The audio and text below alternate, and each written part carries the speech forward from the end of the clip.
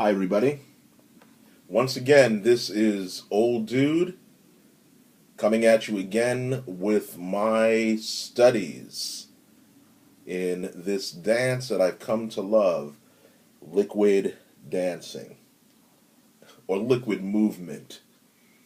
Now, in this session, I want to share with you something that I discovered, didn't invent because I know it's out there, just something that I discovered that you can use that will help you possibly with your dancing.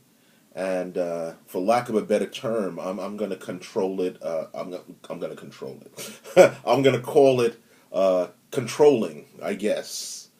I've noticed that the good dancers, especially when they're doing the robot, what they'll do is they'll do a movement like like say let's just say something simple like this, moving their arm up and down.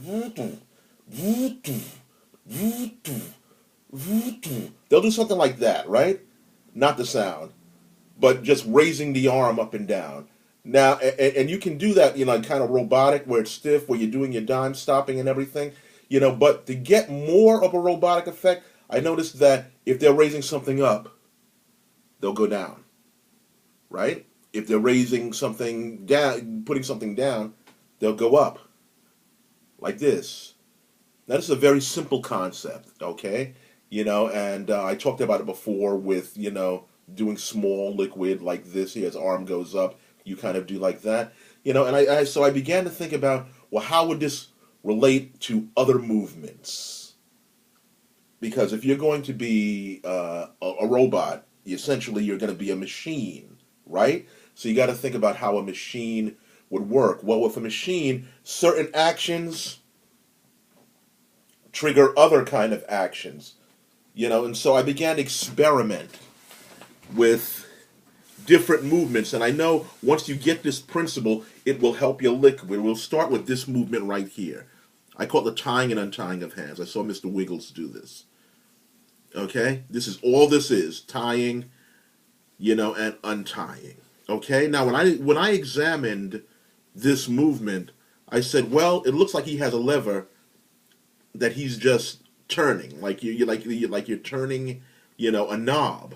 And I said, okay, if I was a robot, what kind of reaction would I have by something turning? Well, I would turn my body, right? I would turn my body. I would turn my body. Okay, now see, I'm shifting my feet. You can't see that I'm shifting one foot at a time. But this is something that you can do when you're going through your liquid. Maybe you get to that movement where you're doing this instead of making it look cool just by standing in one place. You kind of do this, and then you get to the point where you're down here, boom, boom.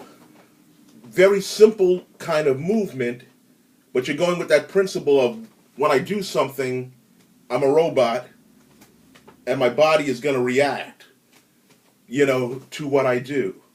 Hope that makes sense. I can't really explain it better than that. It's even like doing a simple movement like this, which I do all the time. The swimming movement where I'm coming towards you.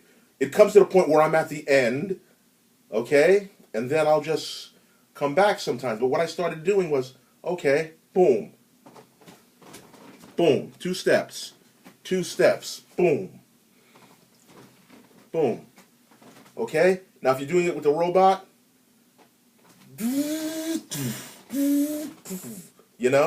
just coming forward here. This is the first step with the first half of the movement. This is the second step with the second half. 1, 2. You can also just do it leaning in. Boom. Boom. From the side, it looks like this, of course. It's boom. Boom.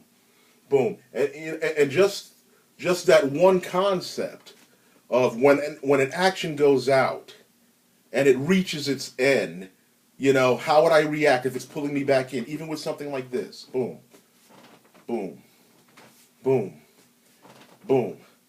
Let's say I do like this, boom, and then bring this across here, boom. And so now, and I think this is the concept kind of a fixed point, I'm not sure, now this becomes a whole nother movement. All I'm really doing is just, I'm walking. You can't, I guess maybe you can't see my feet, but I'm like just doing that kind of cross step. Okay? Same principle here. I'm so excited. If I'm doing something like this, right? And I go out here, and then I come back here just by moving out, in, out, in.